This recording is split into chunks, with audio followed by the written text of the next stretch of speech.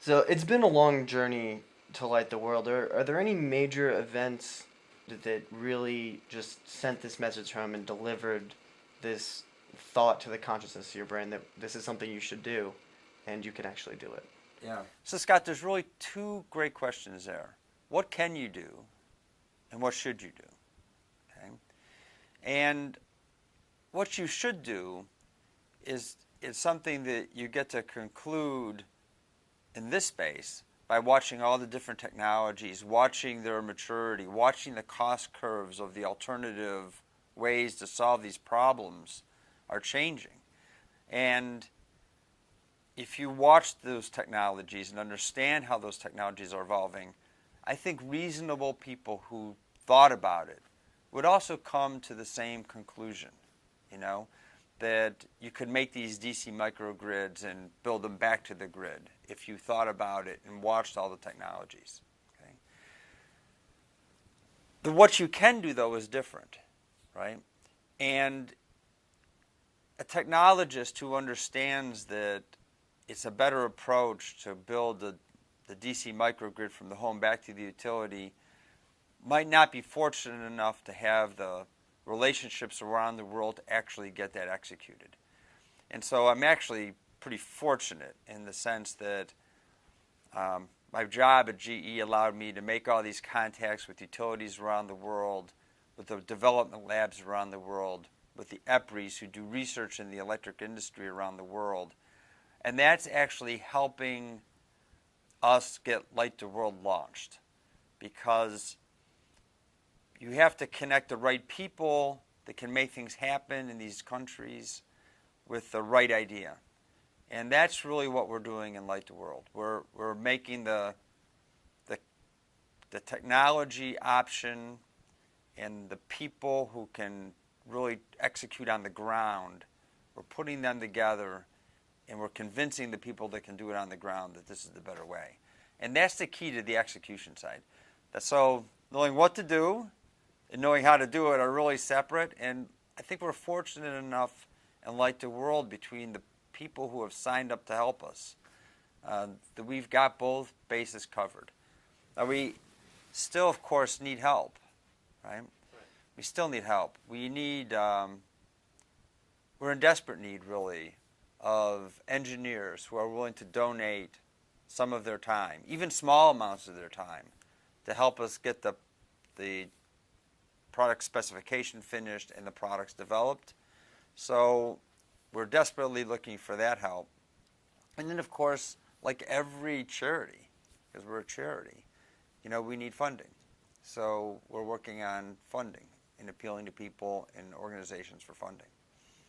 So you spoke about the need for engineers and designers. I'm wondering, let's start with the solar panel PV cell design team. Yeah. What do you need to accomplish? What's the goal? And just give me the broad strokes of this particular group on the crowdsourcing solution. Okay.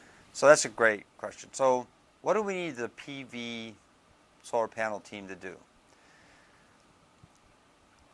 The way the PV industry works today, when somebody wants to build a big PV solar farm, right? They go out and they write a specification for what the panels in that solar farm should do. What's their life? What's the voltage that's expected? What's the open circuit voltage? What's the short circuit amps? So they have are the frames aluminum or are they plastic, or how are they mounted? What wind do they need to survive, for environmental? So they write these specifications. And to sell those big projects, the customers, they need insurance. And they need to guarantee to the customer a certain performance over 10 or 15 or 20 years. So they need to buy the top quality panels in the world. Okay? For Light the World, that's not really the case. We can get by with, instead of grade A panels, maybe grade B panels. So we need engineers on the PV team to write a set of specifications for us so that we can buy low cost panels that wouldn't go into these projects that have to have financial guarantees, but would be usable for us. And we're trying to design the system so we have a lot of flexibility in terms of the voltages and the currents that come into the control, so that we can spec a panel that is the lowest possible cost panel. Because we want to go to the PV suppliers and take the things at a low price that they can't sell into these huge solar farms, because they demand only the top quality, the top specification equipment. So that's what the solar team needs to do. They need to help us define what we buy in such a way that it's low cost and we get maximum flexibility on what to purchase for the systems that we supply. So the next team on the Crowdsourcing Solutions Center is the wind generation team. Yes. So I don't, Light the World isn't going to buy wind generators, of course, right? But there are a lot of small wind generator suppliers out there, and you can clearly see that when you start to put the microgrids together into a mini grid, that one of the green generation solutions is wind, because there's, in a lot of places in the world, the wind's pretty good. Now, it turns out that wind for small turbines at a low altitude isn't as good as wind at a high altitude, right? But it's still green, it still generates, and in the right place it can be cost effective. So we need the wind team to go out and search the environment of all the different small wind turbine suppliers, of which there are many around the world, and try to identify which ones we would buy, which wind turbines we would buy to supply as part of mini grid DC systems. So this is really also an engineering effort to define a purchase specification and identify who we might purchase from and where they are. The wind generation, if you look on the website, it talks about that is something that you integrate when you integrate the community together. Yes. So it could be actually at the individual microgrid for the house, right, but it's less likely. Okay, but it could be. So it could be that for the microgrid at somebody's home, that if they have a lot of wind and the solar isn't good, you'd put in wind, right? So we're not tied specifically to solar.